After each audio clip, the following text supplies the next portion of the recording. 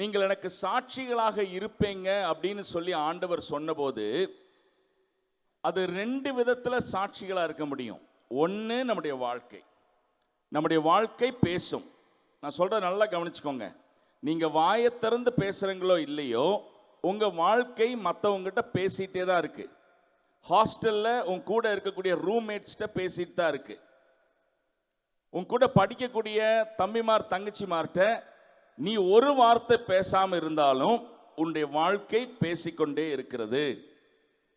ரெண்டாவது, இந்த சாட்சிகள், விட்னஸஸ், அவங்களுக்கு ஆண்டவர் சொல்லியிருக்கக்கூடிய இன்னொரு காரியம் என்ன அப்படின்னு சொன்னால், என்னை பற்றி உங்கள் வாயை திறந்து மற்றவங்களுக்கு நீங்கள் அறிவிக்கணும். உங்களுடைய ஸ்க்ரீனில் இருக்கக்கூடிய இந்த வசனத்தை பாருங்களேன். மத்தேயு எழுதின சுவிசேஷம் 28வது அதிகாரத்தினுடைய 19வது வசனத்தை நம்ம அங்கே பார்க்க முடியும். Go and make disciples of all nations. உலகத்தில் இருக்கக்கூடிய எல்லாருக்கும் இந்த சுவிசேஷத்தை அறிவித்து, எந்த சுவிசேஷத்தை?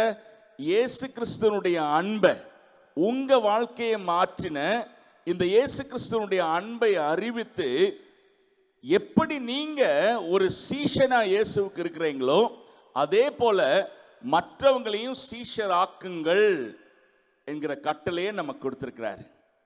தம்பிமார் தங்கச்சிமார்ட்ட நான் சொல்றேனே, இப்போ உங்க உலகம் என்னன்னு கேட்டீங்கன்னா, இப்போ உனக்கு இருக்கக்கூடிய வேர்ல்டு அல்லது உலகம் என்னன்னு சொல்லி கேட்டேன்னா, அது நீ இருக்கக்கூடிய இடம், நீ படிக்கிற இடம், நீ இருக்கக்கூடிய கல்லூரி கேம்பஸ், உன்னுடைய வீடு, உன்னுடைய நெய்பர்ஹுட், சுற்று வட்டாரம், உன்னுடைய நண்பர்கள், இவங்க தான் உன்னுடைய உலகம், இப்போ இருக்கக்கூடிய உலகம். அப்போ இந்த உலகத்தில் இருக்கக்கூடியவங்களுக்கு நீ உன்னுடைய வாயாலையும் இந்த இயேசு கிறிஸ்துவை குறித்து அறிவிக்கணும்னு சொல்லி இயேசு கிறிஸ்துவானவர் நமக்கு கட்டளையை கொடுத்திருக்கிறார். இன்னைக்கு என்னோட கூட படிக்கக்கூடிய என்னுடைய நண்பர்களுடைய வாழ்க்கையில் தேவை யாரு? அவங்க சந்திக்கக்கூடிய பல பிரச்சனைகளுக்கு தீர்வு என்ன அப்படிங்கிற அந்த கேள்விக்கு பதில் இயேசு கிறிஸ்து என்பதை முதலாவது நீ உள்ளத்தின நம்பினால் மட்டும்தான் அவங்களுக்கு இதை பத்தி சொல்லணுங்கிற ஆசை உனக்கு வரும். சரியா? உனக்கே இந்த இயேசு கிறிஸ்துவை குறித்து ஒரு விதமான கன்விக்ஷன் இல்லை அப்படின்னு சொன்னா, இந்த இயேசு கிறிஸ்துவை நம்புவதன் மூலமாக வாழ்க்கை மாறும் என்கிற அந்த நம்பிக்கையும், மரணத்திற்கு பிறகு நித்திய வாழ்க்கை அவர் மூலமாக கிடைக்குங்கிற நம்பிக்கையும் உனக்கே இல்லை அப்படின்னு சொன்னா, இந்த இயேசு கிறிஸ்துவை மற்றவங்களுக்கு அறிவிக்கிற மனசு வராது. இங்கிலாந்து தேசத்தில் எவ்வளவோ வருஷங்களுக்கு முன்னாடி ஒரு சம்பவம் நடந்தது. ஒரு சிறை கைதி, அவனுக்கு மரண தண்டனையை கொடுத்துட்டாங்க. அப்ப அந்த மரண தண்டனை கொடுக்கப்படுகிற நாள் குறிக்கப்பட்டது. பொதுவா இந்த மரண தண்டனை கொடுக்கிறதுக்கு முன்னாடி அவன் எந்த ரிலீஜனை சார்ந்தவனோ, எந்த மதத்தை சார்ந்தவனோ, அந்த மதத்தில் இருக்கக்கூடிய ஒரு மத தலைவரை, ஒரு பாஸ்டரை, கிறிஸ்டியனா இருக்கிறதுனால ஒரு பாஸ்டரை அவன்கிட்ட கொண்டு போவாங்க. கொண்டு போயிட்டு அவனுக்கு கடைசியா ஆறுதலான வார்த்தைகளை சொல்லுவாங்க. அப்படி இவன் மரண தண்டனைக்கு முன்னாடி ஒரு பாஸ்டரை அவன்கிட்ட அனுப்புறாங்க. அந்த பாஸ்டர் அங்க போறாரு. அவர் இதுக்கு முன்னாடி எவ்வளவோ கைதிகளுக்கு, மரண தண்டனை பெற்ற எவ்வளவோ கைதிகளுக்கு இதே மாதிரி இந்த கடைசி நேர தியானத்தை நடத்தினவர் தான். அப்ப எப்பயும் போல அங்க போய் எந்த விதமான உணர்ச்சியும் இல்லாம, எக்ஸைட்மெண்ட்டும் இல்லாம, இவர் என்ன பண்ணாருன்னா, அந்த பாஸ்டர் அந்த மனுஷனை பார்த்து சொன்னாரா, இங்க பாரியா, நீ எவ்வளவு தப்பு பண்ணியிருந்தாலும், எவ்வளவு பாவங்கள் நீ பண்ணியிருந்தாலும், இப்ப இந்த இயேசு கிறிஸ்துவை நீ நம்பினேன்னு சொன்னா உன்னுடைய பாவங்கள் மன்னிக்கப்படும், நீ பரலோகத்துக்கு போக முடியும் அப்படின்னு சொல்லி எக்ஸைட்மெண்ட் இல்லாம கடமைக்காக அந்த மனுஷன் பாஸ்டர் சொன்னாராம். இதை கேட்டுட்டு இருந்த கைதி பாஸ்டரை பார்த்து ஒரு கேள்வியை கேட்டானா, ஐயா, இப்ப கொஞ்ச நேரமா என்கிட்ட நீ பேசிட்டு இருக்கையே, இது உண்மையாகவே நீ நம்புறையான்னு கேட்டான். உடனே அவர் சொன்னாரு, பாஸ்டர் நான் நம்புறையா அப்படின்னு சொன்னாரு. உடனே அந்த மனுஷன் கேட்டானா, ஐயா நீ நம்புறத நான் நம்பல. இந்த மரண தண்டனை அனுபவிக்க இருக்கக்கூடிய கைதி சொல்றான், நீ நம்புறத நான் நம்பல. ஆனா ஒருவேளை நீ நம்பக்கூடிய இந்த விஷயத்தை நான் நம்புவேனானால் நான் என்ன செய்திருப்பேன் அப்படின்னு சொன்னா, என்னுடைய 2 கால்லையும் நடக்க முடியாவிட்டாலும் இந்த உலகம் பூரா உடைக்கப்பட்ட கண்ணாடி சிற்பிகளால பதிக்கப்பட்டிருந்தாலும் நான் முட்டி போட்டாவது போய் ஒவ்வொருத்தனையும் பார்த்து சொல்லியிருப்பேன், எப்பா உன் பாவத்தை மன்னிக்க ஒருத்தர் வந்திருக்கிறாரு, அவரை நீ ஏற்றுக்கொள்வாயானால் உனக்கு நித்திய ஜீவன் உண்டுங்கிறத நான் உலகத்துக்கு சொல்லியிருப்பேன். இந்த சம்பவத்தினுடைய அர்த்தம் என்ன தெரியுமா? நீ உண்மையாகவே நீ நம்பினேனா, இப்ப நான் சொல்றேனே, இப்ப உன் மனசுல இந்த இயேசு கிறிஸ்துவை குறித்து நீ நம்பக்கூடிய விஷயம், இவரை தவிர வேற ஒரு தேவன் இல்லை, இவர் மூலம் அல்லாமல் ஒரு மனுஷனுக்கு ரட்சிப்பு இல்லை, ஒரு மனுஷனுடைய மரணத்திற்கு பிறகு அவன் நித்தியமான அந்த நாசத்துக்கு நேரா போய் கொண்டிருக்கிறான். இதை நீ நம்பனேன்னு சொன்னா இப்ப நீ வாழ்ற மாதிரி வாழ்க்கையை வாழ முடியாது. So the crux என்ன தெரியுமா? Jesus is the answer. இன்னைக்கு காலையில் நான் கேட்கிறேனே, இதை நீ உண்மையாகவே நம்புறியா? உனக்கு உண்மையாகவே நம்பும் போது இந்த எக்ஸைட்மெண்ட் உனக்கு இருக்காங்கிறத யோசிச்சு பாரு. ரெண்டாவதாக, what is the content of this gospel? சரி, இயேசு கிறிஸ்துவானவர் தான் இந்த உலகத்தில் பாவத்திற்கான பரிகாரம். உலகத்தில் மனுஷன் சந்திக்கக்கூடிய எல்லா பிரச்சனைக்கும் இயேசு கிறிஸ்துவானவர் தான் பரிகாரம் சொல்லி நீ நம்பனேனா இதை நீ எப்படி நீ மற்றவங்களுக்கு விளக்க போற? இதை ஃபுல்லா வாசிச்சு விளக்கிறதுக்கான நேரம் எனக்கு இல்லை. சுவிசேஷம் அப்படின்னா என்ன, நல்ல செய்தி அப்படின்னு சொன்னா என்ன, பைபிள் இப்படித்தான் நமக்கு விளக்குறது. உலகத்தில் இருக்கிற எல்லா மனிதர்களும் பாவிகள், பாவிகளாக இந்த உலகத்தில் பிறக்கிறாங்க, ஆகையினால பாவம் செய்யறாங்க. பாவத்தின் சம்பளம் மரணம். ஒரே முறை மரிப்பதும் பின்பு நியாய தீர்ப்புக்கு முன்னாடி நிற்பதும் மனுஷனுக்கு நியமிக்கப்பட்டிருக்கிறது. ஆனா இயேசு கிறிஸ்துவானவர் தேவன் இந்த உலகத்தில் மனுஷனா வந்து அவர் மனிதனுடைய பாவத்திற்கு பதிலாக கல்வாரி சிலுவையில் அவர் மரித்தாரு.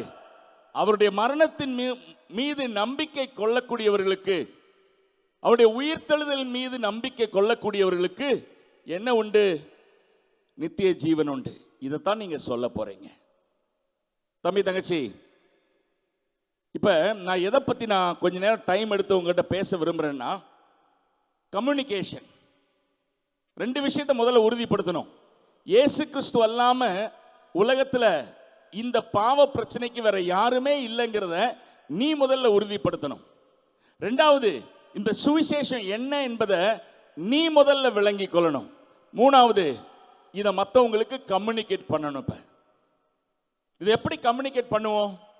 உன் கூட படிக்கிறவங்களுக்கு, உன்னுடைய நண்பர்களுக்கு, ஒருவேளை இயேசு கிறிஸ்துவை அறியாத குடும்ப பின்னணியிலிருந்து யாராவது வந்திருந்தீங்கன்னா, உன் அம்மா அப்பாவுக்கு, உன் தம்பி தங்கச்சிக்கு, உன்னுடைய சொந்தக்காரவங்களுக்கு, நீ அதிகமாக நேசிக்கக்கூடிய உன்னுடைய ஒரு சில உறவுகளுக்கு இந்த இயேசு கிறிஸ்துவுடைய சுவிசேஷத்தை நீ எப்படி பகிர்ந்தளிக்க போற என்கிற விஷயத்தை நம்ம யோசிக்க இருக்கிறோம். சரியா? பைபிளை நீங்க யோவான் எழுதின சுவிசேஷம் 4வது அதிகாரத்துக்கு எடுத்துக்கோங்க. இங்க இயேசு கிறிஸ்துவானவர் தம்மை ஒரு பெண்ணுக்கு அறிமுகப்படுத்துற ஒரு விஷயம், நடந்தேறின ஒரு காரியம் அங்க விளக்கப்படுறதை நம்ம பார்க்க முடியும். How Jesus communicated himself to a woman who badly needed him. அதிலிருந்து ஒரு சில பாடங்களை நம்ம கற்றுக்கொள்ள இருக்கிறோம். சரியா? முதல்ல இருந்து நம்ம யோசிப்போமே. இங்க பாருங்க, இயேசு கிறிஸ்துவானவர் அந்த பெண்ணை பார்க்கறதுக்கான காரணம் என்ன தெரியுமா? நமக்கு தெரியும், தான் இந்த உலகத்தினுடைய இரட்சகர், இந்த இரட்சகரை அந்த பெண்ணும் அறிந்து கொள்ளணும். இதுதான் அவருடைய நோக்கம். ஆனா தம்பிமார் தங்கச்சிமார் யோசிச்சு பாருங்களேன், நேரா அந்த பொண்ணை போய் பார்த்துட்டு, ஏம்மா நீ ஒரு பாவி, சரியா, நீ நரகத்துக்கு போற, என்ன நீ ஏற்றுக்கொண்டால் உனக்கு நித்திய வாழ்வு, நான் தான் உன்னுடைய மேசியா அப்படின்னு சொல்லி அவர் டைரக்டா சொல்லல. அதுக்கு பதிலா என்ன செய்யறார் அப்படின்னு சொன்னா, நேரம் எடுத்து நேரம் எடுத்து ஒரு சம்பாஷணையில ஈடுபடுறாரு. தம்பிமார் தங்கச்சி மாட்ட நான் சொல்றேனே, இந்த ஒரு சென்சிபிளான அப்ரோச் தான் இன்னைக்கு உனக்கும் இந்த இயேசுவை மற்றவங்களுக்கு அறிவிப்பதற்கு உதவிகரமா இருக்கும். சரியா? அப்ப அதனால இந்த ஒரு வேத பகுதியிலிருந்து ஒரு சில லெசன்ஸ் நம்ம கற்றுக்கொள்ள போறோம். நம்ம கற்றுக்கொள்கிற விஷயம் என்ன அப்படின்னு சொல்லி பார்த்தீங்கன்னா, அந்த சமாரியா தேசத்து பெண் எங்க இருந்தாலோ அவள் இருந்த இடத்துக்கு போய் இயேசு கிறிஸ்துவானவர் அவளை சந்திக்கிறத நம்ம பார்க்கிறோம். தம்பிமார் தங்கச்சிமார் கவனிக்கணும். சரியா? இது ஒரு முக்கியமான ஒரு பாடமாக நான் கருதுறேன். பல சமயங்களில் நீங்க இவாஞ்சலிஸ்டிக் கேம்ப் எல்லாம் நடத்த முடியும். ஒருவேளை ஒரு வருஷத்துல ஆகஸ்ட் மாசத்துல ஒரு சில இவாஞ்சலிஸ்டிக் ப்ரோக்ராம், அதுக்கப்புறம் டிசம்பர்ல கிறிஸ்மஸ் வரும்போது ஒரு சில கிறிஸ்மஸ் இவாஞ்சலிஸ்டிக் ப்ரோக்ராம், இதெல்லாம் நல்ல விஷயம்தான். ஆனா இவாஞ்சலிசம் அப்படிங்கிறத, இயேசு கிறிஸ்துவை அறிவிக்கிறத ஒரு ப்ரோக்ராமா மட்டும் நீ பார்த்துட்டு இருந்தேன்னா அந்த கண்ணோட்டம் சரியில்லை. ப்ரோக்ராம் நடத்தும் போது நீங்க என்ன செய்வீங்க? ஒரு இடத்துல ப்ரோக்ராம் நடத்தி மற்றவங்களுக்கு அழைப்பு கொடுப்பீங்க. நீங்க இந்த மீட்டிங்க்கு வாங்க, இந்த மியூசிக்கல் ப்ரோக்ராமுக்கு நீங்க வாங்க. சரியா? ஆனா இங்க இயேசு கிறிஸ்துவானவர் செய்யறது என்ன தெரியுமா? அவங்க இருந்த இடத்துக்கு இயேசு கிறிஸ்துவானவர் போறாரு. Jesus met her and her people in their territory. இங்க பாருங்க, நான் ஒரு விஷயம் சொல்றேன். அன்னைக்கு இந்த யூதர்களுக்கும் சமாரியர்களுக்கும் இடையில பலவிதமான வேறுபாடுகள் இருக்கு. இந்த சமாரியர்கள் தங்கக்கூடிய இடத்துக்கு கூட ஒரு யூதன் போக மாட்டான். ஏன்னா அவங்களை எப்படி பார்த்தாங்கன்னா, யூதர்கள் தீண்டத்தகாதவர்கள், அவங்க ஊர்ல காலு கூட நம்ம எடுத்து வைக்க முடியாது. அப்படி இருந்த காலகட்டத்தில் இயேசுவானவர் என்ன செய்யறாருன்னா, அவ இருந்த ஊருக்கு போறதையும் அதே இடத்துல நின்று அவள்கிட்ட பேச ஆரம்பிக்கிறதையும் நம்ம பார்க்க முடியும். தம்பிமார் தங்கச்சி மாட்ட சொல்றேனே, சில சமயங்கள்ல நமக்கு கிறிஸ்டியன் ஃப்ரெண்ட்ஸை தவிர வேற ஃப்ரெண்ட்ஸே கிடையாது. உண்மைதானே? நம்ம எப்ப பார்த்தாலும் சில சமயங்கள்ல ஈயு ஆட்களோட சேர்ந்து திரிவோம். அல்லனா பிரேசல் இருக்கக்கூடியவங்களோட சேர்ந்து திரியறது. சர்ச்சுக்கு போகும்போது சர்ச்சில் இருக்கக்கூடிய ஆட்களோடையே நம்ம சேர்ந்து திரியறது. என்ன ப்ராப்ளம் தெரியுமா? மற்றவங்களோட நமக்கு ஒரு உறவு கூட இல்லாம இருக்கக்கூடிய நிலைமை. ஸோ இன்னைக்கு காலையில் முதல்ல நான் என்ன கேட்பேன் தெரியுமா? how many non-Christian friends you have? How many non-Christian friends you have? உன்னுடைய மொபைல் போன்ல எத்தனை நான் கிறிஸ்டியன் ஃப்ரெண்ட்ஸ் உனக்கு இருக்கிறாங்க? யோசிச்சு பாரு. மற்ற நான் கிறிஸ்டியன் ஃப்ரெண்ட்ஸ்ட எவ்வளவு நேரம் நீ செலவாக்குற, அதை யோசிச்சு பாரு. ஏன்னா அதை பொறுத்து தான் இயேசுவை அறிவிப்பதற்கான வாய்ப்பு உனக்கு கிடைக்கும். சில சமயங்களில் நம்ம பிரச்சனை என்ன தெரியுமா? நம்ம என்ன நினைக்கிறோம்? நான் அவங்க கூட சேர்ந்தேன்னா அவங்கள மாதிரி நான் ஆயிருவேன், ஆகையினால நான் ஒதுங்கியே நிற்கிறேன்னு சொல்லி நினைப்போம். அப்படி ஒதுங்கி நிற்கிறதுனால எந்த பிரயோஜனமும் கிடையாது. நான் ஒரு விஷயம் கேட்கவா? இயேசு கிறிஸ்துவானவர் அவருடைய இந்த 3.5 வருஷ ஊழியத்தில் யாரோட அதிக நேரம் செலவழித்தார் தெரியுமா? யாரோட அதிக நேரம் செலவழித்தாரு பார்த்தீங்கன்னா, ஆயக்காரர்கள், விபச்சாரிகள். அன்னைக்கு அங்க சோசியல் அந்த லேடர்ல கீழே அடிமட்டத்தில் இருக்கக்கூடியவங்க, மற்றவங்க யாரும் பழக விரும்பாதவர்கள், அவங்க மத்தியில தான் இயேசு கிறிஸ்துவானவர் அதிக நேரத்தை செலவாக்கினார். ஆனா நான் ஒண்ணு கேட்கவா? அவர்கிட்ட ஒரு தப்பை நம்மளால கண்டுபிடிக்க முடியுமா? அவங்க கூட சேர்ந்ததுனால, அவங்க கூட பழகினதுனால அவங்களுடைய செயல்பாடுகள், அவங்களுடைய சுபாவம் இவருக்கு வந்ததாக நம்ம பார்க்க முடியுமா? கிடையாது. தம்பி தங்கச்சி, நல்ல ஃப்ரெண்ட்ஷிப்பை வளர்த்திக்கோ. பிரேசலுக்கு நீ போறது நல்லதான், கிறிஸ்தவங்களோட கூட சேர்ந்து ஐக்கியம் வைத்துக் கொள்வது நல்லதான். ஆனா அதோடு கூட மற்றவர்கள், இயேசுவை அறியாதவங்க, ஒருவேளை யாருமே அவங்கள்ட்ட கூட போய் பேசக்கூட விரும்பாதவங்க, அந்த மாதிரி ஆட்கள்கிட்டையும் பேசவும் நெருக்கமா பழகவும் உங்களுக்கு தெரியணும். ஏன்னா அதன் மூலமா தான் வாய்ப்பு உனக்கு கிடைக்கும். இயேசு கிறிஸ்துவோட வாழ்க்கையை நீங்க பாத்தீங்கன்னா, நான் சொல்றேன், லூக்கா 5வது அதிகாரம் நம்ம எடுப்போமே, அதனுடைய 29 வாசிப்போம். இதை நான் வாசிச்சறேன், சரியா? அந்த லேவி என்பவன் தன் வீட்டிலே அவருக்கு பெரிய விருந்து பண்ணினான். அநேக ஆயக்காரரும் மற்றவர்களும் அவர்களோட கூட பந்தி இருந்தார்கள். வேதபாரகரும் பரிசேயரும் அவருடைய சீஷருக்கு விரோதமாக முறுமுறுத்து, நீங்கள் ஆயக்காரரோடும் பாவிகளோடும் போஜபானம் பண்ணுகிறது என்னவென்று கேட்டார்கள்.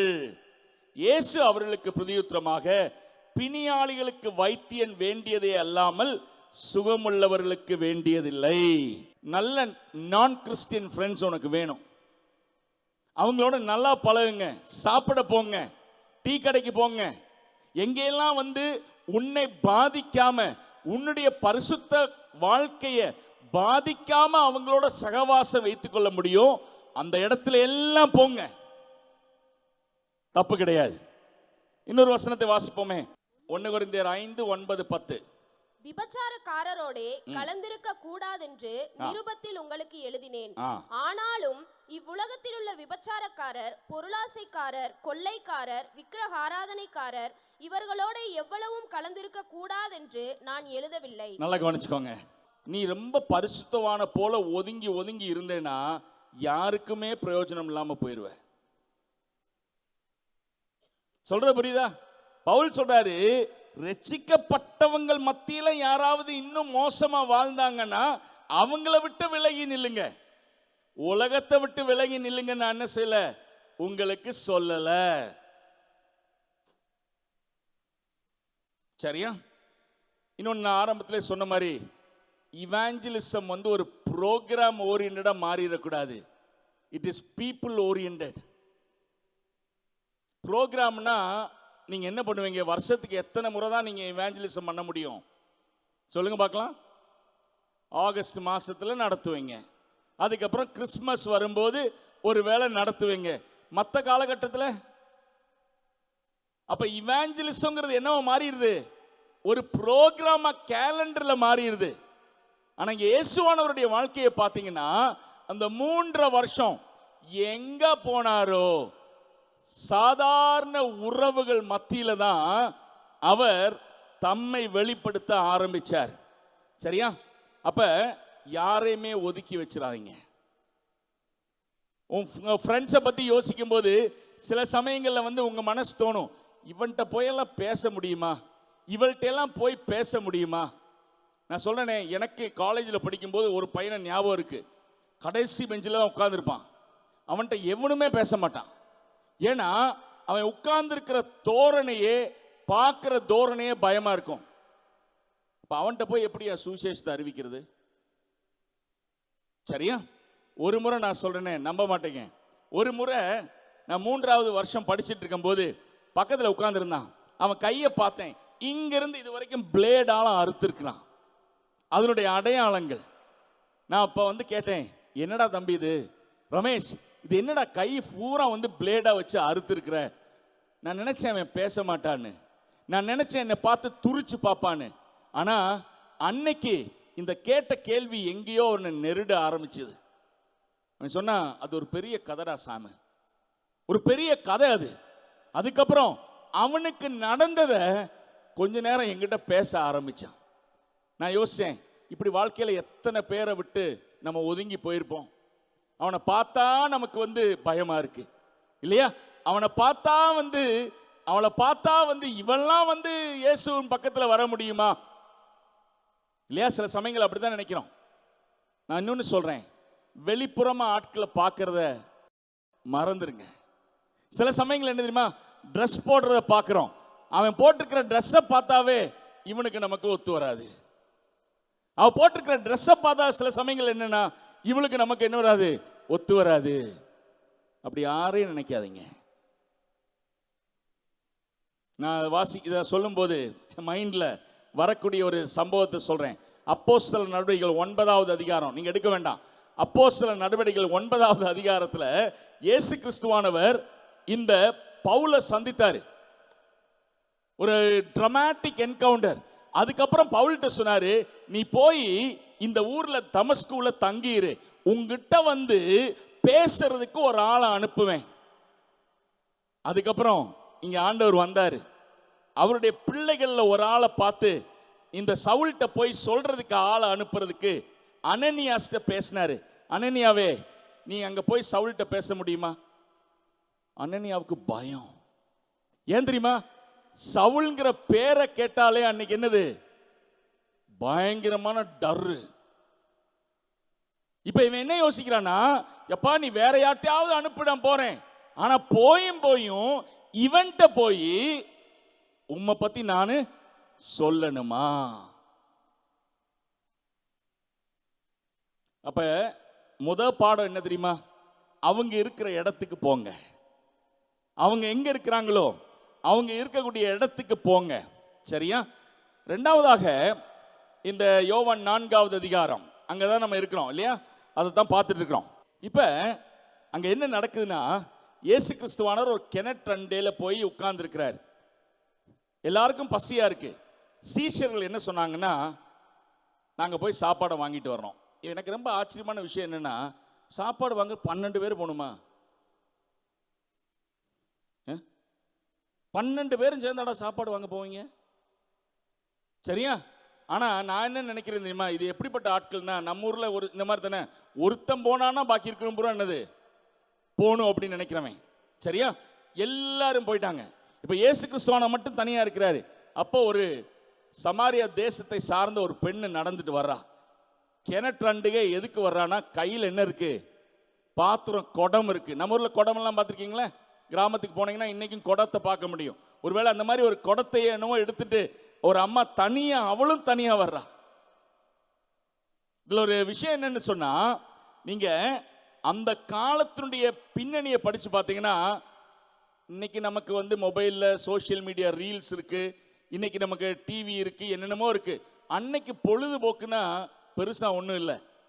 அப்போ ஊர் மக்கள்லாம் சேர்ந்து ஒரே அடியா பேசிக்கிட்டு ஜாலியா சிரிச்சிட்டு தான் என்ன பண்ணுவாங்கன்னா, இந்த மாதிரி தண்ணி எடுக்கிறதுக்கெல்லாம் போவாங்க. யாரும் உச்ச நேரத்தில், அல்லது இன்னும் சொல்ல போனா இந்த மாதிரி ஒரு நடு மத்தியான நேரத்தில் யாரும் போக மாட்டாங்க. ஆனா இந்த பொண்ணு மட்டும் தனியா வர்றா. அதே ஒரு விஷயத்தை வந்து இயேசு கிறிஸ்துவுக்கு புரிய வச்சிருக்கோம். என்னன்னா, இவளுக்கு நிறைய நண்பர்கள் கிடையாது, இவளுக்கு நிறைய ஃப்ரெண்ட்ஸ் கிடையாது. ஃப்ரெண்ட்ஸ் ஒருவேளை இருந்திருந்தாங்கன்னா இவ தனியா அப்படி வரமாட்டா. இப்ப இயேசு கிறிஸ்துவோட பக்கத்துல வந்து நிக்கிறா. சரியா? நான் யோசிச்சேன், இயேசு கிறிஸ்துவானவர் என்ன பேச ஆரம்பிச்சாரு? என்ன பேச ஆரம்பிச்சாரு? அம்மா, எனக்கு தாகமா இருக்கு, குடிக்க கொஞ்சம் தண்ணி தர முடியுமா? இது நேச்சுரல் நார்மல் கான்வர்சேஷனா, ஸ்பிரிச்சுவல் கான்வர்சேஷனா? ஒத்துக்கிறீங்களா? சரியா? அந்த அம்மாட்ட கேட்கல, உனக்கு ஒரு ஆத்மா இருக்குன்னு உனக்கு தெரியுமா கேட்டாங்களா? அதோட வந்த வாழையா போயிருப்பா திரும்ப. சரியா? உனக்கு ஆத்மா இருக்கு, அல்லது இன்னைக்கு செத்து போனா நீ எங்க போவ எதா கேட்டாரா? இல்ல. நார்மலான அந்த இடத்துக்கு சமயத்துக்கு பொருத்தமான ஒரு நார்மல் கான்வர்சேஷன். மா, தண்ணி தவிக்குமா? கொஞ்சம் உன் கையில் என்ன இருக்கு? குடம் இருக்கு, தண்ணி எடுக்கிறதுக்கான அந்த பாத்திரம் இருக்கு, எனக்கு நீ என்னது தண்ணீர் கொடுக்க முடியுமா? நல்லா கவனிச்சுக்கோ. அடுத்த கொஞ்ச நேரம் இவங்க 2 பேத்துக்குள்ள இருக்கக்கூடிய காமனாலிட்டி என்ன தெரியுமா? தண்ணீர். தண்ணீர், தாகம், தண்ணீர். இவங்க 2 பேத்துல இருக்கக்கூடிய சம்பாஷணையும் எதை பத்தி தான் இருக்கு? தண்ணீரும் தாகமும். இப்ப நான் கேட்கிறேன், உங்க ஃப்ரெண்ட்ஸ்ட நீங்க எல்லாம் என்ன பேசுவீங்க? அடுத்தவனை பத்தி புரணி பேசுவீங்க, அதை விட்டுருவோம். சரியா? இது இல்லாம நீங்க என்னென்ன பேசுவீங்க? பொதுவாக உங்களுக்கு காமன் டாபிக்ஸ் என்ன? என்னது? சப்ஜெக்ட பத்தி பேசுவாங்களாம். பாலிடிக்ஸ். இங்க பாருப்பா, பாலிடிக்ஸ். நேஷனல் பாலிடிக்ஸா இல்லை தமிழ்நாடு பாலிடிக்ஸா? பல சமயங்களில் நம்ம என்னன்னா ஒரு நார்மல் கான்வர்சேஷன், அதாவது டீசெண்டான நார்மல் கான்வர்சேஷன்ஸ் பல சமயங்கள் என்ன பண்றது இல்லை. நான் இன்னொன்று கேட்குறேன், பண்ணணும்னா உங்களுக்கு என்ன வேணும்? உலகத்தில் என்ன நடக்குதுங்கிறது தெரியணும். நியூஸ் பேப்பர் படிக்கிற பழக்கம் எத்தனை பேத்துக்கு இருக்கு?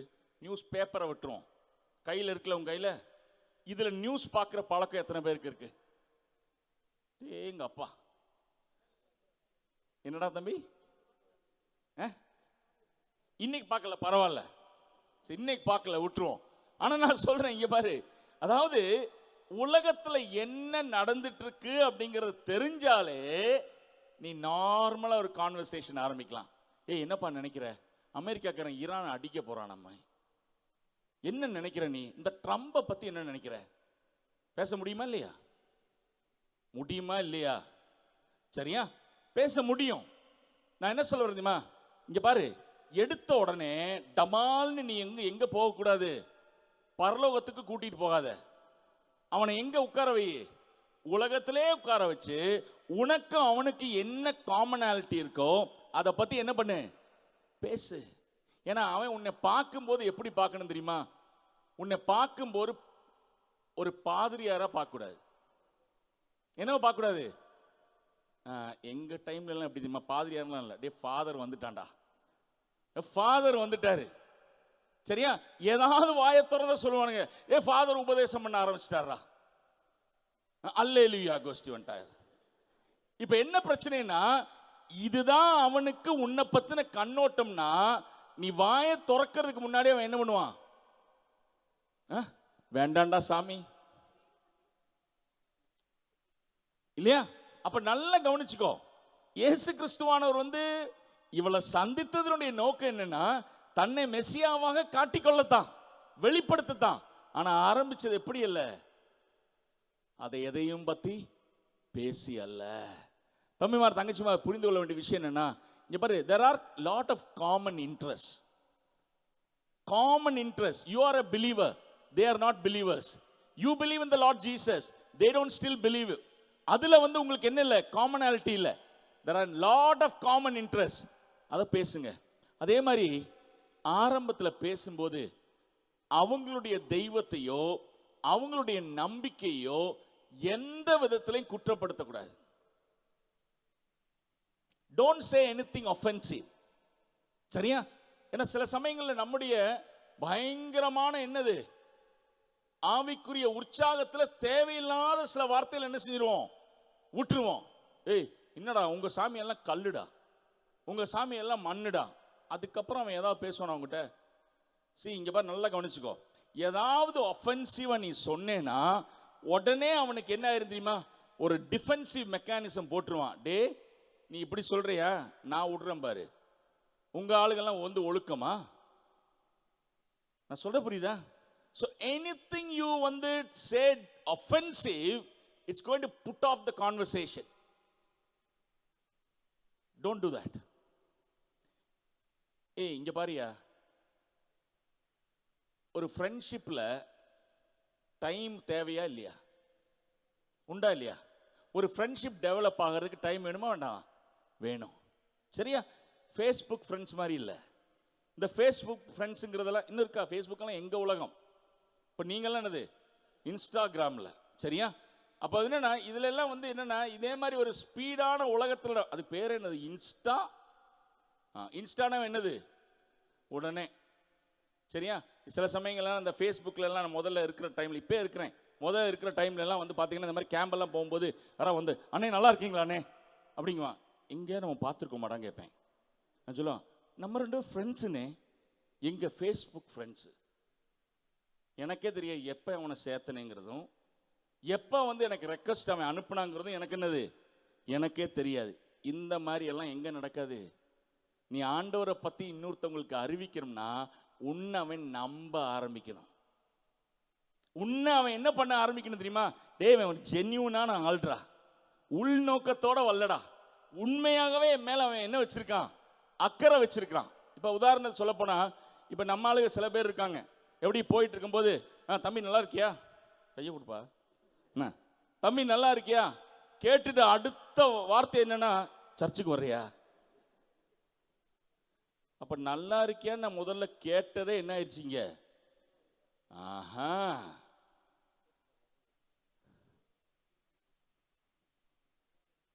அப்ப முதல்ல அவங்க என்ன கண்டுகொள்ளணும் தெரியுமா? எப்பா இவர்கிட்ட வந்து பேச முடியும், இவர்கிட்ட வந்து நார்மலான ஒரு கான்வர்சேஷன் நம்ம வைக்க முடியும் அப்படிங்கிறது அவங்களுக்கு என்ன செய்யணும்னா புரியணும். இதே மாதிரி பவுல் இருக்கார்ல, பவுல் வந்து ஒரு ஊருக்கு போவார். அவருடைய மிஷினரி பிரயாணத்தில் எங்க பார்த்தாலும் வந்து சிலைகள், எங்க பார்த்தாலும் வந்து என்னது சிலைகளா இருக்கு, ஐடலேட்ரி, சிலை வழிபாடு. நம்மளா இருந்தா அந்த ஊர்ல போய் என்ன சொல்லியிருப்போம்? என்ன சொல்லுவோம்? எங்க திரும்பினாலும் கோயில்பா, எங்க திரும்பினாலும் வந்து சிலை வழிபாடு. சரியா? பவுல் சிலை வழிபாட்டை நம்புறவரா? இல்லையா? இப்ப இவரு அங்க போய் அவருக்கு வந்து என்ன மாதிரி வந்து மனசுல எண்ணம் வந்திருக்கும்? நீங்க எல்லாம் மனுஷங்களாடா, உங்களுக்கு எல்லாம் புத்தி இல்லையாடா அப்படிலாம் கேட்டிருக்கணும். ஆனா எப்படி ஆரம்பிச்சா தெரியுமா? சூப்பர் ஆயம்பார், இங்க பாரியா, இதெல்லாம் பார்க்கும்போது எனக்கு உங்களை பத்தி ஒரு விஷயம் நல்லா தெரியுது. என்னன்னா கடவுள் மேல நம்பிக்கை உங்களுக்கு ரொம்ப இருக்கு. இப்ப அவன் வந்து கேட்கிறவன் என்ன நினைப்பான் தெரியுமா? டே, நம்மளுடைய நல்ல விஷயத்தை இந்த ஆள் என்ன பண்றான், முதல்ல சொல்றானே. உண்டா இல்லையா? இப்ப நான் இன்னொன்னு கேட்கிறேன், இந்த பொண்ணை பத்தி இயேசு கிறிஸ்துவானவருக்கு எல்லாம் தெரியுமா தெரியாதா? தெரியாதா? இப்ப வந்த உடனே நீ யாருங்கிறது தெரியும், உனக்கு ஏற்கனவே 5 புருஷன் இருந்தான், சரியா? இப்ப வேற நீ ஒரு லிவ் இன் ரிலேஷன்ஷிப்ல இருக்கிற. அதுக்கப்புறம் ஒரு வார்த்தை அவ பேசியிருப்பாளா? Don't say anything offensive. Okay, மூணாவது விஷயம், இயேசு கிறிஸ்துவானவர்கிட்ட நம்ம கற்றுக்கொள்ற விஷயம் என்னன்னு பாத்தீங்கன்னா, இங்க பாருங்களேன், 4வது அதிகாரத்தினுடைய 9வது வசனத்தை வாசிங்க. நமக்கு இது வாசிக்கும் போதெல்லாம் ஒன்றும் புரியாது, ஆனா அந்த அம்மாவுக்கு எப்படி இருந்துச்சு தெரியுமா? டேய், என் முன்னாடி நிக்கிறவரை பார்த்தா எப்படி தெரியுது? எப்படி தெரியுது? ஒரு யூதன், ட்ரெஸ்ஸை பார்த்து கண்டுபிடிச்சிருப்பா, பேச்சை பார்த்து என்ன செஞ்சிருப்பா, கண்டுபிடிச்சிருப்பா. இப்ப என்னன்னா அவளுக்கு புரியாத விஷயம்னா, டேய், யாராவது யூதன் நான் ஒரு சமாரிய ஸ்திரீ அப்படிங்கிறத தெரிஞ்சிருந்தானா அவன் என்ன பண்ணியிருப்பான்? 1 மைல் தள்ளி போயிருப்பான். என் பக்கத்துல வந்து நின்று என்கிட்ட பேசுறாரு. பேசுறது மட்டும் இல்ல, என் கையில தண்ணியும் வாங்கி என்ன செய்யறாரு, குடிக்க விரும்புறாரு. இப்போ மனசுக்குள்ள ஒரு கேள்வி வருது, பொதுவா ஒரு யூதன் என்கிட்ட பிஹேவ் பண்ற மாதிரி இவர் பிஹேவ் பண்ணலையே, இவர் யார்? Do you understand? Do you understand? தம்பிமார் தங்கச்சிமார்ட்ட சொல்றேன், உன் ஃப்ரெண்ட்ஸுக்கு உன் வாழ்க்கையில வித்தியாசத்தை பார்க்க முடியலன்னு வச்சுக்கோ, நீ வார்த்தையால சொல்லக்கூடிய இயேசு அவன் காதலையே விழாது. திரும்ப சொல்றேன், அதாவது உன் வாழ்க்கையில வித்தியாசமே அவங்க பார்க்கலைனா, நீ பேசக்கூடிய பேச்சுல, அவங்ககிட்ட பழகக்கூடிய அந்த ஒரு நிலையில அவங்களால எந்த வித்தியாசத்தையும் மற்றவங்கள்ட்ட இருந்தும் உங்ககிட்டையும் பார்க்க முடியலன்னு சொன்னா என்ன பிரச்சனை தெரியுமா? அவன் என்ன நினைப்பானா, அல்லது அவங்க என்ன நினைப்பாங்கன்னா, எப்பா நாங்க கோயிலுக்கு போறோம், நாங்க மசூதிக்கு போறோம், அதே மாதிரி நீங்க போற சர்ச்சுக்கு போற, அம்பிட்டு தான் வித்தியாசம். நான் பேசுற மாதிரி தான் நீயும் பேசுற இல்லையா? நான் பேசுற மாதிரி தான் நீயும் பேசுற. நான் கோவப்படும் போது நான் என்ன சொல்லுவேனோ அதே தான் நீயும் சொல்ற. நான் எக்ஸாம் ஹாலில் உட்கார்ந்து இருக்கும் போது எனக்கு எக்ஸாம்ல ஒரு கொஸ்டின் தெரியலன்னா மற்றவங்கள்ட்ட எப்படி நான் கேட்டு எழுதுவேனோ அதே மாதிரி தான் நீயே எழுதுற. உங்ககிட்ட என்ன புதுமை இருக்கு? See, I tell you, my simple question to you this morning is, are others attracted to you? Are others attracted to you? மற்றவங்களை வந்து உன் பக்கமா கவர்ந்து இழுக்கிற மாதிரி உன்னுடைய கிறிஸ்தவ வாழ்க்கை இருக்கா? யோசிச்சு பாரு. கவர்ந்து இழுக்கிறன்னா வேற விதத்துல எல்லாம் கவர்ந்து இழுப்பாங்க, அது வேற விஷயம். நான் அங்கிட்டெல்லாம் போல. இப்ப ஏன்னா மத்தியானம் ஒரு செஷன் இருக்கு, அதில் வேணா கொஞ்சம் யோசிக்கலாம். சரியா? இந்த கவர்ந்திழுப்பு, இப்ப நான் சொல்றது என்ன தெரியுமா? there is a kind of an attraction. அந்த அட்ராக்ஷன் என்னன்னா, ஏன்டா அவன் வித்தியாசமானவனா இருக்கிறான், ஏன் வந்து இவன் கிளாஸை பங்க் பண்ண மாட்டேங்கிறான், ஏன்டா வாத்தியாரை வந்து இவன் திட்ட மாட்டேங்கிறான்.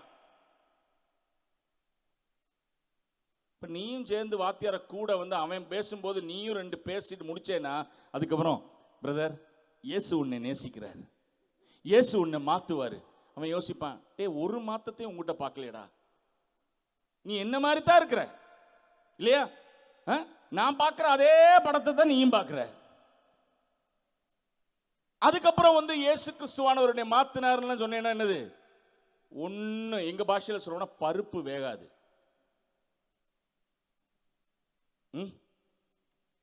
What is there an attractive thing? ஒரு வசனம் வாசிப்போமா? 1 பேதுரு 3:15 எடுத்துக்கோ. நீ இயேசு கிறிஸ்துவை உன்னுடைய இருதயத்தில் பரிசுத்தம் பண்ணிக்கோ. அப்படின்னா என்ன அர்த்தம்? இயேசு கிறிஸ்துவானது தான் உன் வாழ்க்கையை உன்னை ஆளுகை செய்கிறாரு. ஆளுகை செய்வதன் மூலமாக உன் வாழ்க்கையில் இருக்கக்கூடிய மாற்றத்தை பார்த்து யாராவது வந்து உங்ககிட்ட, எப்பா உங்ககிட்ட இருக்கக்கூடிய இந்த நம்பிக்கைக்கு காரணம் என்னன்னு கேட்டாங்கன்னா, அப்ப யாரை பத்தி சொல்லுங்க? இயேசுவை பத்தி சொல்லுங்க, தாழ்மையோட சொல்லுங்க. நான் கேட்கவா, யாராவது உங்ககிட்ட இதுவரைக்கும் கேட்டிருக்காங்களா? யாராவது உங்ககிட்ட வந்து இது வரைக்கும், எப்பா நீ எல்லாரும் மாதிரி இல்லையே, என்ன உங்ககிட்ட வித்தியாசம், யாராவது கேட்டிருக்காங்களா? கேட்டாங்கன்னா நல்ல விஷயம். கேட்டிருக்காங்க அப்படின்னு சொன்னா, இயேசு கிறிஸ்துவை பத்தி அவங்களுக்கு சொல்றதுக்கு, நீ வித்தியாசமா இருப்பதற்கு காரணம் என்ன அப்படிங்கிறத எடுத்துரைக்க அது உனக்கு கிடைத்திருக்கிற ஒரு பெரிய வாய்ப்பு. இன்னொரு விஷயம் நான் சொல்றேன், இங்க பாரு தம்பி தங்கச்சி, நல்லா கவனிச்சுக்கோ. நம்மளை சுற்றிலும் நிறைய பேர் இருக்கிறாங்க, அவங்க லைஃப் எல்லாம் நமக்கு தெரியாது. வெளியே பார்க்கும்போது எல்லாரும் சிரிச்சுட்டு தான் இருப்பான். வெளியே பார்க்கும்போது என்னன்னா, எல்லாரும் நல்லா இருக்கிற மாதிரி தான் தெரியுது. மதுரையில் இந்த கோரிப்பாளையம் ஜங்ஷன் இருக்கு. கோரிப்பாளையம் ஜங்ஷன்ல எல்லாம் இருக்கக்கூடிய ஆட்டோ ரிக்ஷாக்கு பின்னாடி எல்லாம் எங்கேயோ சங்கம் வளர்த்த தமிழ் வளர்த்த இடம்ல மதுரை அழகான வாசகங்கள் எழுதி போட்டிருப்பான். அதில் ஒரு முறை எனக்கு பார்த்து நல்ல ஞாபகம் இருக்கு. என்ன தெரியுமா? உள்ளங்கள் அழுதாலும் உதடுகள் சிரிக்கட்டும். கேட்க நல்லா இருக்கு, ஆனா இப்படி வாழ்க்கை இருந்துச்சுன்னா யாருக்குடா பிரயோஜனம்? இன்னொன்னு சொல்றேன், இதே மாதிரி ஒரு கேம்புக்கு ஒரு பையன் வந்திருந்தான். ஒரு கேம்புக்கு அவனை சுத்தி எப்ப பார்த்தாலும் ஒரு 10 பேராவது இருப்பான். அப்படிப்பட்ட ஆட்கள் இருப்பாங்களே, உனக்கு தெரியும். அவன் தான் ஹீரோ, லோக்கல் ஹீரோ. சரியா? எங்க போனாலும் கொஞ்சம் பேர் அவனை சுத்தி என்னன்னா ஈ மொக்கிற மாதிரி மொப்பாங்க. கேர்ள்ஸ்லேயே அப்படிப்பட்ட ஆட்கள் இருப்பாங்க. சரியா? ஈ மொக்கிற மாதிரி மொப்பாங்க. ஏன்னா அவங்கள்ட்ட ஒரு வைப் இருக்கு. என்னது வைப்? என்ன, அவங்க பேசுறது ரசிக்கிற மாதிரி இருக்கு. என்னை பத்தி இப்ப நான் பேசிட்டு இருந்தா என்னை பத்தி ஒரு கமெண்ட் எங்கேயா விடுவான், அதை கேட்டுக்கிறதுக்கு நல்லா இருக்கு. இப்ப என்னன்னா இதெல்லாம் இவன் எப்ப பார்த்தாலும் அடுத்தவனை சிரிக்க வைக்கிறவன்.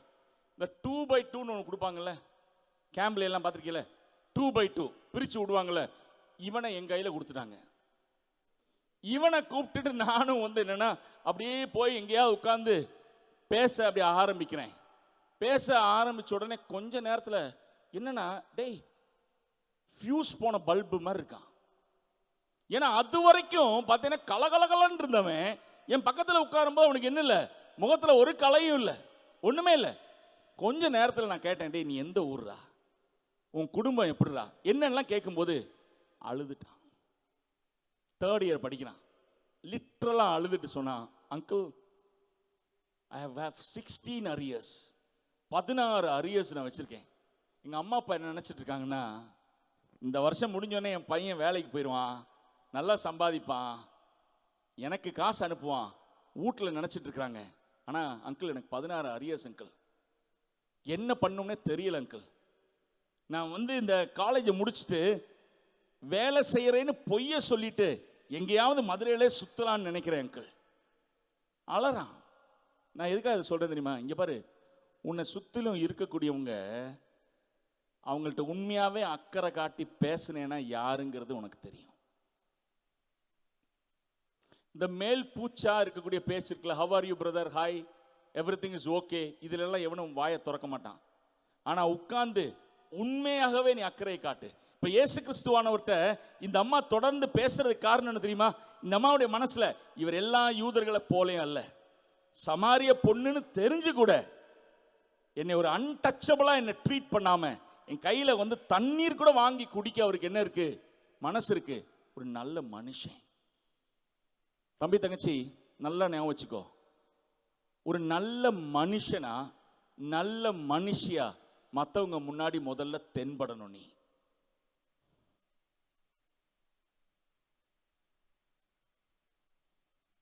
you need to live that life, that there is power in attraction.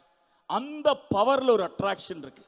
ஏய், என் பையன் வந்து இவன் வந்து உண்மையாவே நம்மளை பத்தி நான் யோசிக்கிறான்டா. அதே மாதிரி அவருக்கா உடம்பு சரியில்லாம இருக்கா, சரியா, பொதுவாகவே செய்வாங்க. நான் உங்கள்கிட்ட சொல்றேன், உன் கிளாஸ்ல யாராவது உடம்பு சரியில்லாம இருக்கிறாங்களா, இயேசு கிறிஸ்துவை அறிவிக்கிறதுக்காக இல்லை, அறிவிக்க ஒரு வாய்ப்பு கிடைக்கிறதுக்காக இல்லை, சரியா.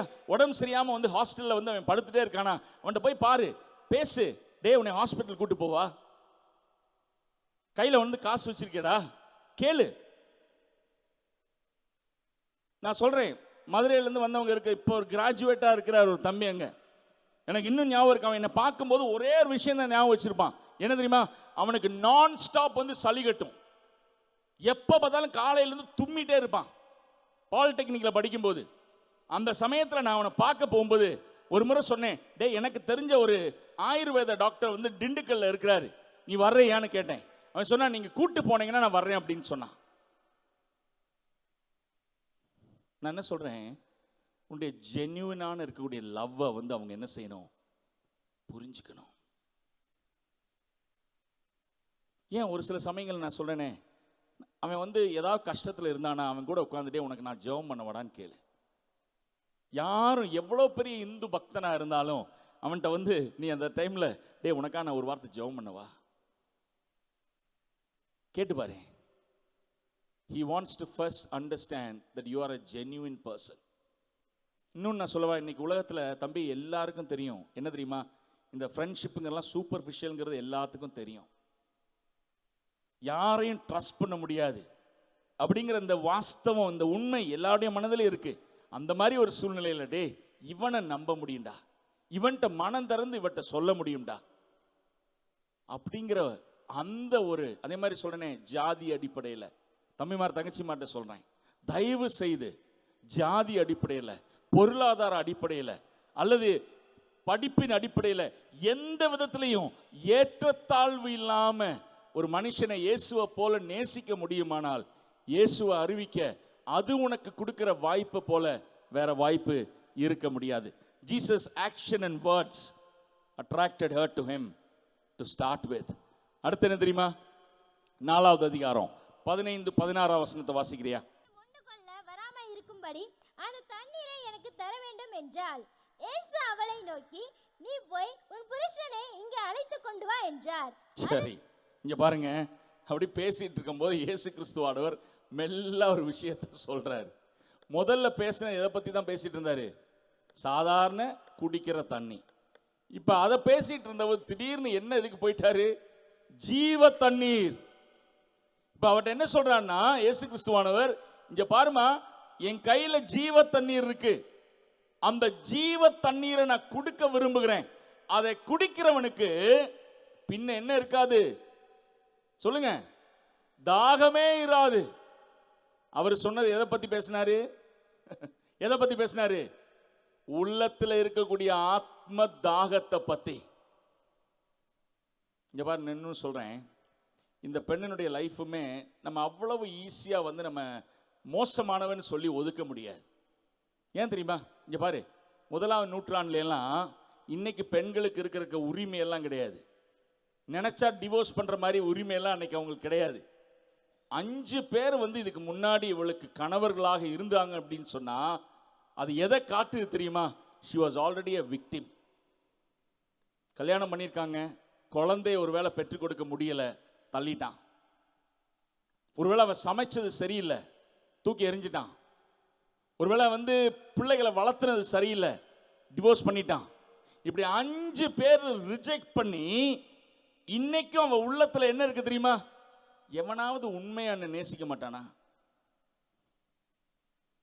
எவனாவது உண்மையா எனக்கு வந்து நேசத்தை காட்ட மாட்டானா?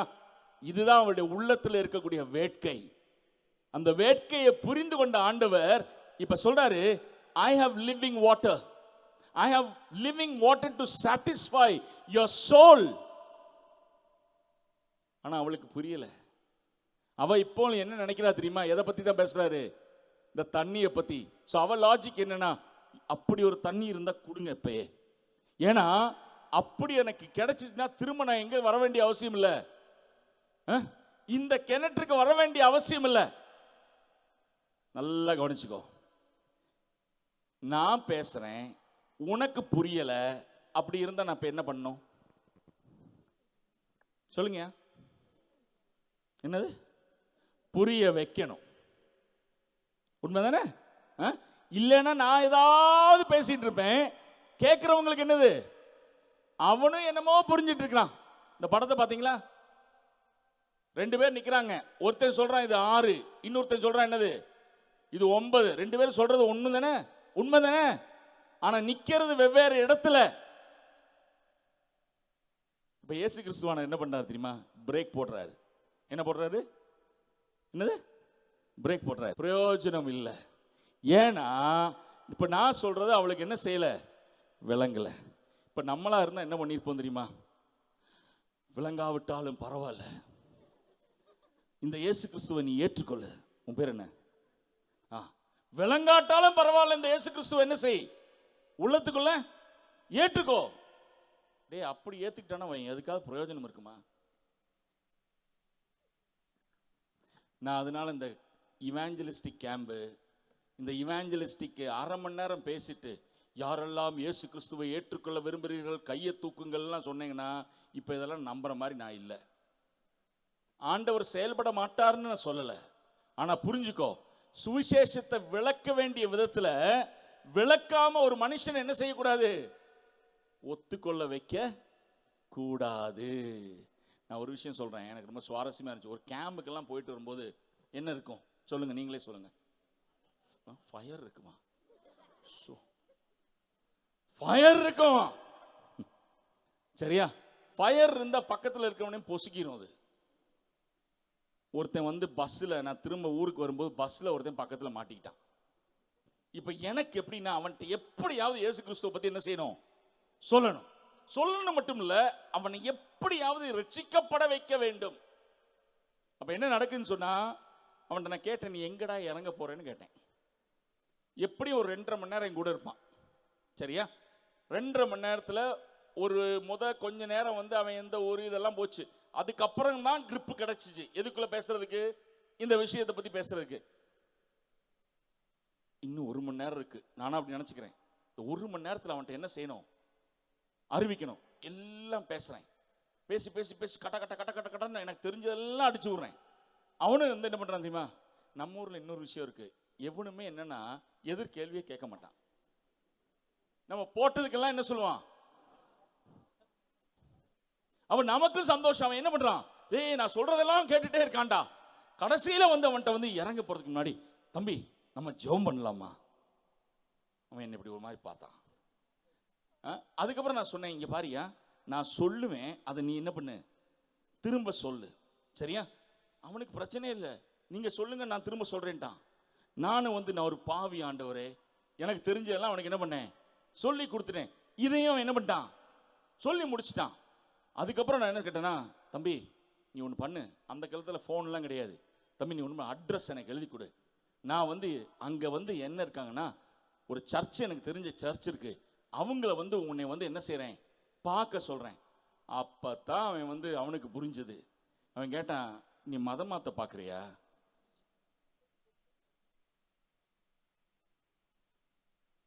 சொன்ன புரிஞ்சா? இயேசு கிறிஸ்துவானதுக்கு ஒரு விஷயம் புரிஞ்சு, இதுக்கு மேலே வந்து இந்த தண்ணீர் வேலை என்ன ஆகாது, வேலைக்கே ஆகாது. வேற ஏதாவது அப்ரோச் என்ன பண்ணும், மாற்றணும். அடுத்த லெவலுக்கு கான்வர்சேஷன் என்ன தெரியுமா, நேராக வந்துட்டாரு.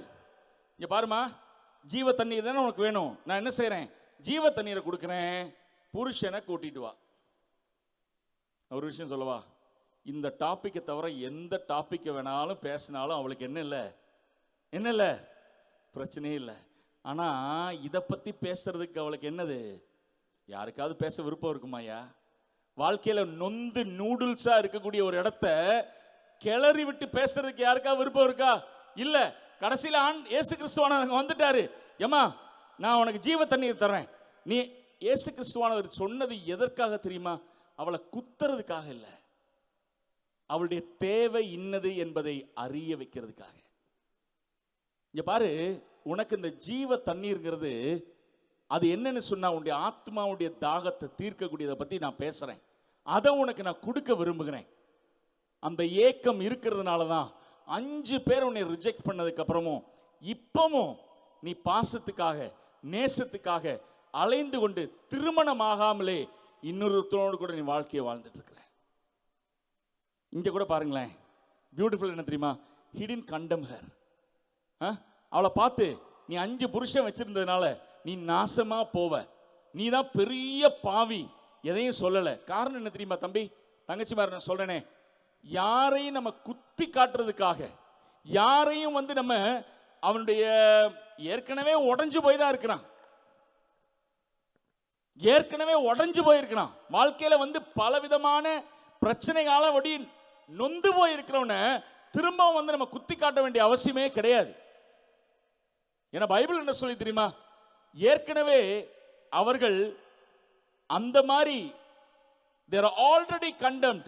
நீ எடுத்து சொல்ல வேண்டிய அவசியம் இல்லை. அதே மாதிரி நீங்க பேசும்போது இயேசு கிறிஸ்துவை பத்தி மற்றவங்கள்ட்ட பேசும்போது நீங்க ஏதோ மேலே இருக்கிற மாதிரியும் அவங்க எங்க கீழே இருக்கிற மாதிரியும் ட்ரீட் பண்ணாதீங்க. ஏன்னா இயேசு கிறிஸ்துவை ஏற்றுக்கொண்டதால மட்டும்தான் எது வந்தது உனக்கு எது வந்தது? மாற்றம் வந்தது. உனக்கு மாற்றம் வர காரணம் இந்த இயேசு கிறிஸ்து வாழ்க்கையில வந்ததுனால தான். அப்படின்னு சொன்னா நீயும் அதே நிலைமையில இருந்தால்தான். அதே மாதிரி பேசும்போது தயவு செய்து இங்க பாருங்களேன், நான் என்ன சொல்றேன், சிம்பிளான விஷயம். பேசும்போது கூட நம்மளுடைய டோன் என்ன மாதிரி இருக்கு தெரியுமா? நம்ம உங்களே சேர்த்து பேசுங்க. நம்ம மோசமா யோசிக்கிறோம், நம்ம மோசமா பேசணும். அதை விட்டுட்டு நீ மோசமா பேசுற, நீ மோசமா என்னது சிந்திக்கிற என்கிற ஒரு தோரணை நம்ம எடுத்தோன்னு சொன்னா வேலைக்காகாது. சரியா? அப்ப அடுத்து பாருங்க, அவளுடைய அந்த சின்ஃபுல் நேச்சரை தெரிஞ்சும் இயேசு கிறிஸ்துவானவர் அவளை குற்றப்படுத்தல.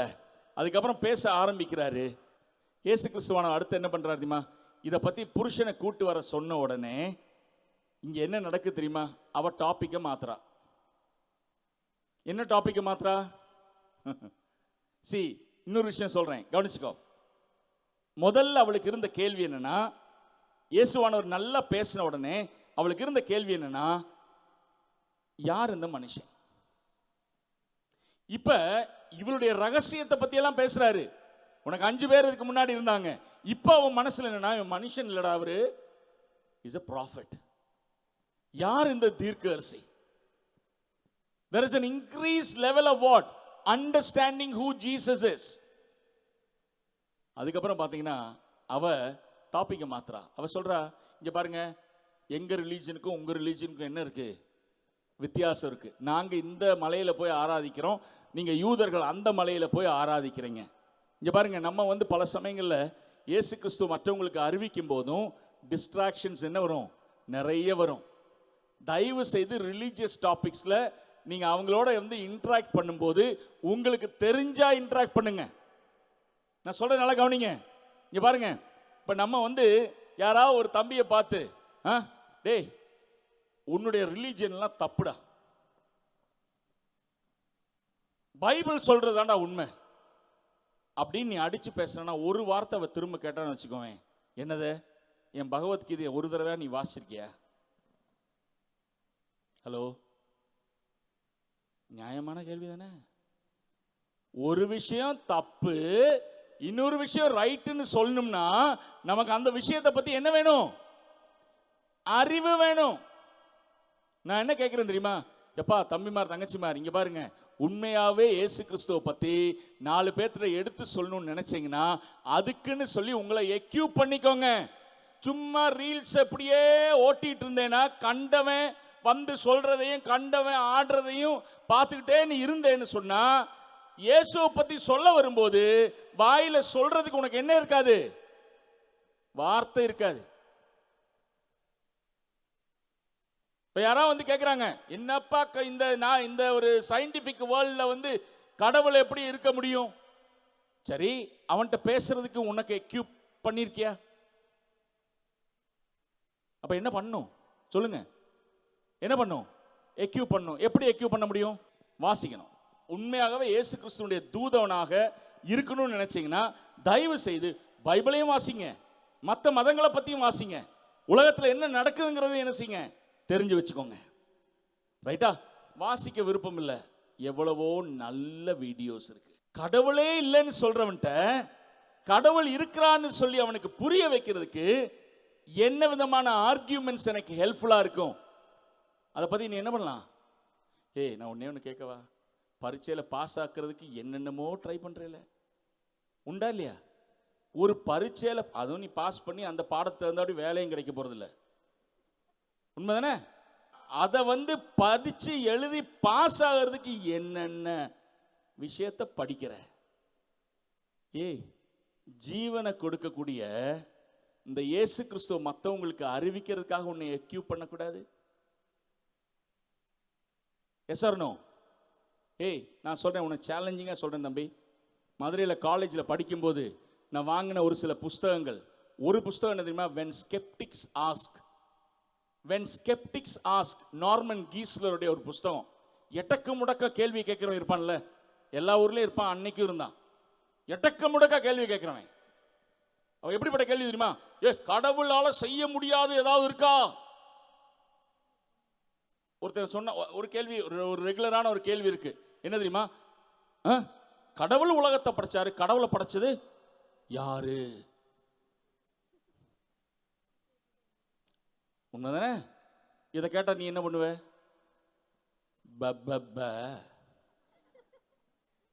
உடனே உடனே உனக்கும் சிலவங்க யோசிப்பான், ஆமா நல்ல கேள்வியாச்சே, நானும் இதுவரைக்கும் இப்படி என்னது இல்லை யோசிச்சது இல்லையே.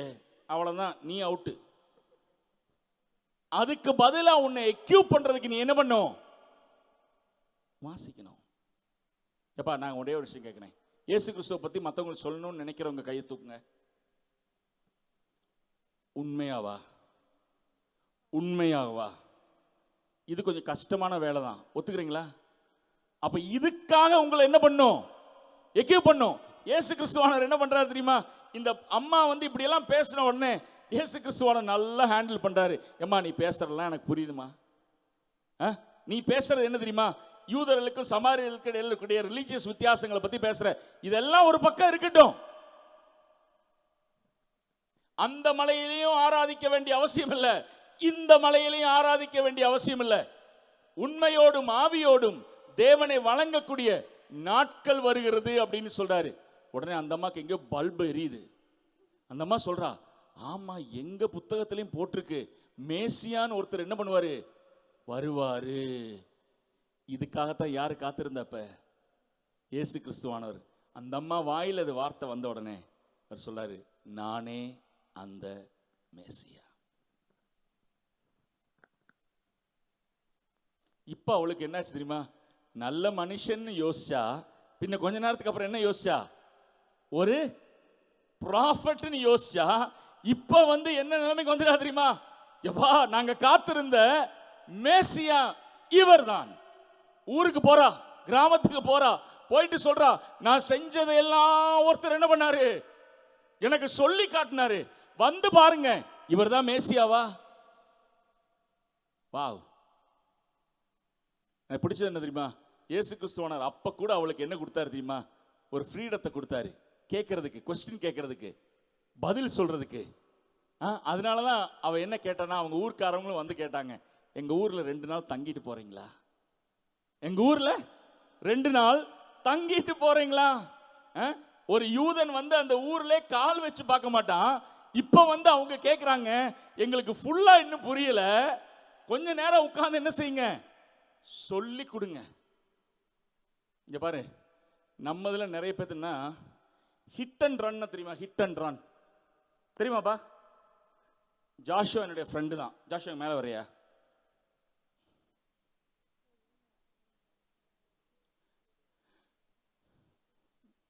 ஓகே, இந்த கபடி விளையாண்டு பார்த்துருக்கீங்களா? ஹலோ, கபடி பார்த்துருக்கீங்களா?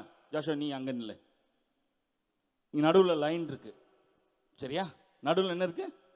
லைன் இருக்கு. இது என்னுடைய வட்டம், நீ அங்கே தள்ளி போய்க்கோ. இந்த அவருடைய வட்டம். இப்போ நான் இங்கிருந்து போகிறேன், கபடி கபடி கபடி கபடி கபடி கபடி கபடி கபடி. என்ன தெரியுமா?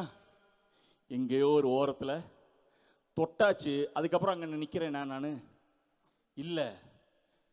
நின்னா அவன் என்ன பண்ணுவான்? என்னை பிடிச்சிருவான், சரியா? இதே மாதிரி தான் நமக்கு நிறைய பேத்துக்கு என்ன சொல்லணும்னு தெரியாததுனால, எப்படி சொல்லணும்னு தெரியாததுனால நம்ம போய் அப்படியே என்ன பண்றோம்? இயேசு உன்னை நேசிக்கிறார், டமல் டமல் டமல் டமல். இயேசு உன்னை விடுவிக்கிறார், டமல் டமல் டமல் டமல். அடுத்தவன் நிறுத்தி, டே இந்த இயேசு யாருடா, எங்கிருந்தா வந்தாரு, எப்படிடா வந்தாரு, இதெல்லாம் கேட்கறதுக்கு நம்ம என்ன கொடுக்கறது இல்ல, டைமே கொடுக்கறது இல்ல. அதுக்கு பதிலா நம்ம என்ன சொல்றதுமா? இயேசு நம்புறியா இல்லையா? ஜாஷுவா நீ திரும்ப ஊருக்கு போக மாட்ட, இயேசு நம்புறியா இல்லையா? இங்க பாரியா, it's a beautiful work I tell you. See, I tell you, நீ உன் லைஃபை இன்வெஸ்ட் பண்ண போறேன்னா எவ்வளவு பேர் வந்து இன்னும் ஒரு 2 years மினிமம், 1.5 வருஷம் உங்க காலேஜில் இனி இருக்க போறவங்க யார் யார்? Lovely lovely. நான் சொல்றேன், இங்க பாரு இங்க பாரு இங்க பாரு, கவனிங்க. இந்த கொயினோனை விட்டு போறதுக்கு முன்னாடி மனசுல 2-3 பேரை கொண்டு வந்து நிறுத்து. ஆண்டவரே, நெக்ஸ்ட் 1.5 இயர்ஸ்ல எப்படியாவது இந்த ஒரு நபருக்கு அல்லது இந்த ஒரு சில நபர்களுக்கு டைம் எடுத்து சென்சிபிளா ஸ்லோவா நான் உங்களுக்கு என்ன செய்ய போறேன்? என்னுடைய ஆண்டவரை குறித்து நான் அறிவிக்க போறேன். காலேஜில் 3rd இயர் நான் படிக்கும்போது என்னுடைய பிளாக்கில் 16 பேர் இருந்தாங்க. 16 பேர், 5 பேர்த்துக்கு சிங்கிள் ரூம், வாஷ்மேன் ஹாஸ்டலில் 3rd இயர்ஸ்க்கு மட்டும் சிங்கிள் ரூம் கொடுப்பாங்க. அடுத்து இன்னொரு சைடில் வந்து பார்த்தீங்கன்னா 3 பேர் இருக்கக்கூடிய ரூம்ஸ், மொத்தம் 16 பேர். எனக்கு அந்த ஃபஸ்ட்டு அந்த வருஷம் 3ஆவது வருஷம் உள்ளே புகுந்தப்ப என் மனசில் இந்த மாதிரி ஒரு ஆசையை வச்சேன். ஆண்டவரே, இந்த 16 பேருக்கும் இந்த ஒரு வருஷத்தில் சமயம் எடுத்து அவங்களுக்கு உம்முடைய வார்த்தையை, உம்மை பற்றி நான் அறிவிக்கணும். தம்பி தங்கச்சி, 16 பேருக்கும் பல சமயங்களில் நேரம் எடுத்து இந்த இயேசுவை குறித்து விளக்க, அவங்க கேள்விகள் கேட்கும்போது அதை விளக்கிறதுக்கு, அவனுடைய சந்தேகங்களை தீர்க்கிறதுக்கு, அவனோட உட்கார்ந்து ஜெபம் பண்ணுறதுக்கெல்லாம் ஆண்டவர் உதவி செய்தார். அதில் ஒரு தம்பியுடைய கதையை சொல்லி நான் முடிச்சிடறேன். அவருடைய பேர் வந்து தாலி சினிப், நாகாலாண்டுக்காரன். என்னுடைய லிஸ்ட் போட்டு வச்சதுல அவனுக்குன்னு ஒரு டேட் நான் போட்டு வச்சிருந்தேன். இன்ன நாளில் அவன்கிட்ட போய் உட்காந்து பேசணும்னு. ஆனால் ஒரு நாளில் என் மனசில் பயங்கரமான ஒரு உந்துதல் என்ன அப்படின்னு சொன்னால், இன்னைக்கே நீ அவன்கிட்ட போய் பேசணும். ஒரு நாமினல் கிறிஸ்டியன், கிட்டார் நல்லா வாசிப்பான். அவன் போகும்போது கிட்டார் வாசிச்சுட்டு இருந்தான். நான் உள்ளே போனேன். ஏய் தாலி சினிப், I want to spend some time with you. அவன் சொன்னான், வை நாட், கம் சிட், இன்னும் பேசணும். கொஞ்ச நேரத்தில் பார்த்தீங்கன்னா அவன் அவனுடைய வாழ்க்கையில் இருக்கக்கூடிய பிரச்சனைகளை பேச ஆரம்பிச்சிட்டான். அவன் சொன்னான், நான் நல்லவனாக தாண்டா வந்தேன் இங்கே. அவன் சொன்னான், நான் நல்லவனாக வந்தேன், இங்கே வரும்போதெல்லாம் அவ்வளோ மோசமாக இல்லை, ஆனால் எங்களுக்கு இங்கே ஒரு கேங் இருக்குது, இந்த கேங்கில் நான் போனேன். அவனு வந்து எனக்கு வந்து நான் சொல்கிறது 1997 நடந்த விஷயம். அவன் அன்னைக்கு சொன்னான், இங்கே பாரு, நான் இங்கே வந்ததுக்கப்புறம் என்னென்னா சில பழக்கம் வழக்கங்களுக்கு நான் அடிமை ஆகிட்டேன், இதுலேருந்து தப்பிக்க எனக்கு தெரியலத, ஆனால் மனசாட்சி குத்திட்டே இருக்கு. அவன் என்கிட்ட கேட்டான், நீ எனக்காக ஜெபம் பண்ணுறியா? நான் கேட்கல, அவன் கேட்டான், நீ எனக்காக ஜெபம் பண்ணுறியா? உண்மையாகவே ஆண்டவர் மன்னிப்பாரா? நான் ஜெபம் பண்ணுறேன். ஜெபம் பண்ணி முடிச்சுட்டு 3-4 நாட்கள் இடையில வரும்போதெல்லாம் என் கதவை தட்டி நைட்டு வந்து என்கிட்ட பேசிட்டு போவான். டேய், இன்னைக்கு வந்து எனக்கு பல டெம்டேஷன் வந்துச்சுடா, ஆனால் நான் அதில் விழலடா அப்படின்னு சொன்னான்.